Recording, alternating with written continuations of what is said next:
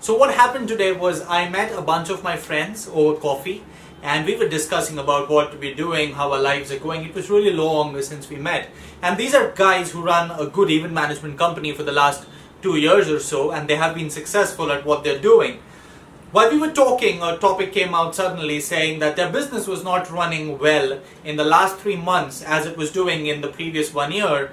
And then there were reasons that were getting discussed as to what has happened, why is the team not motivated, and then the blame game started wherein they blamed the designers, some of them blamed the marketing guys that this team is not doing good, some of them blamed the recruitment saying we don't have the passionate amount of people, we don't have the right amount of people who are passionate about doing what they're doing, and all of it went ahead. And then they were talking about the way they have gone ahead, tried different things over the last couple of months or so, and nothing seems to work. And I realized the main problem lies in their discussion itself, because while everyone was playing a blame game with the team, they forgot one very important aspect that could lead to failure, even with the best of people and the best of team. That aspect is called as leadership. Yes.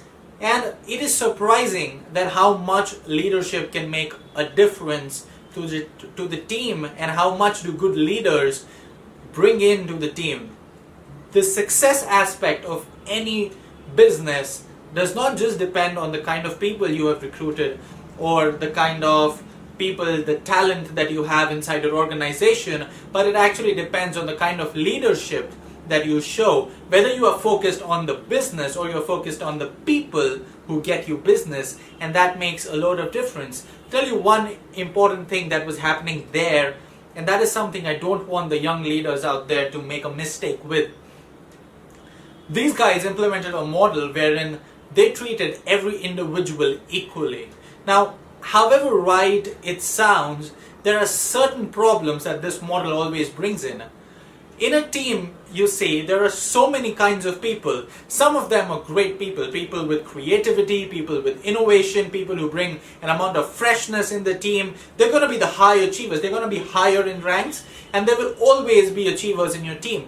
Then there are some people who are going to be bad. They're like just taking money for no reason. They just want to get rid of things. They're bored of their lives. They just are looking for switchovers and they want to move on. They don't want to work with you at all.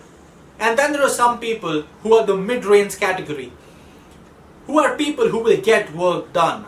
They're not innovative, they're not great, they're not go-getters, but they will get your work done. They will run the show for you, and they will run it exceedingly well.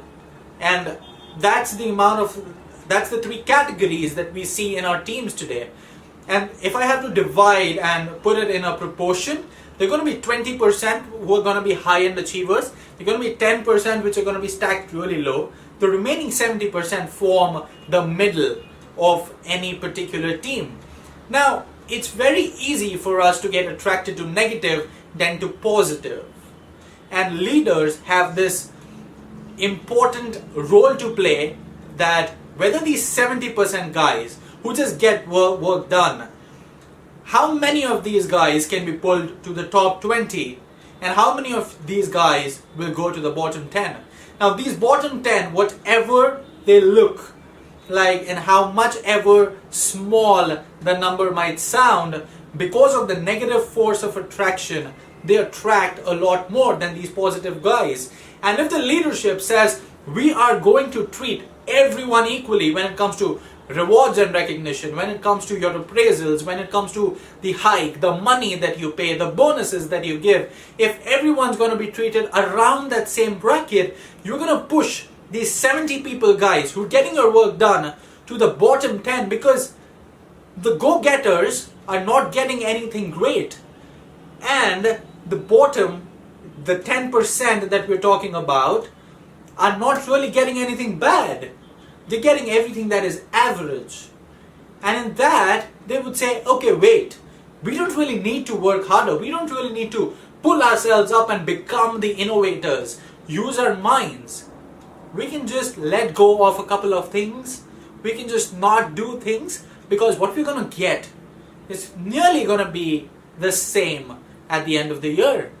the rewards, the recognition, the appraisal, the compliments, the appreciation, the acknowledgement, if all of it becomes equal across all the team members, then you are losing out on the 70%. And instead of this 70 plus 20 making a 90% force that could push your business up, you're creating a 70 plus 10 and 80% negative feel around your business. 6 months down the line, the same 70% people with this equal agenda of giving everything equally to everyone are going to be aligned to that 10%, and your business is going to drop. The innovation is going to stop. Even the things that were your hallmark, that were like things that you did the best, they're not going to remain the way they were 6 months back. And the problem is not with the people. The problem is with the leadership. The problem is the example that you set. The problem is you weighed everyone equal and said, look, whatever happens, all of y'all are going to get the same things, or things which are in the same bracket. That is not fair. And that is how you can ruin your business. I felt this is something a lot of startups today are, facing an issue with, wherein they have smaller teams of 8 people, 10 people. And in those smaller teams also, you will always have these bifurcations.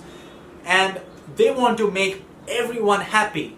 They want to make everyone believe that they have done something for them, whether or not they have done it really. And in that, you demotivate the top players, and they move out of your firm into some other startups, and you don't retain your employees. And the middle section is completely getting aligned to the bottom 10%.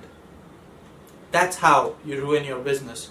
I hope this adds value to all the people who are doing business there, to all the startups, all the corporations, all the managers, leaders. Whether you lead a team of 5 people or you lead a team of 50 people, this is important for you to know. This is me, Saqib Khan, signing off. Until the next video on leadership.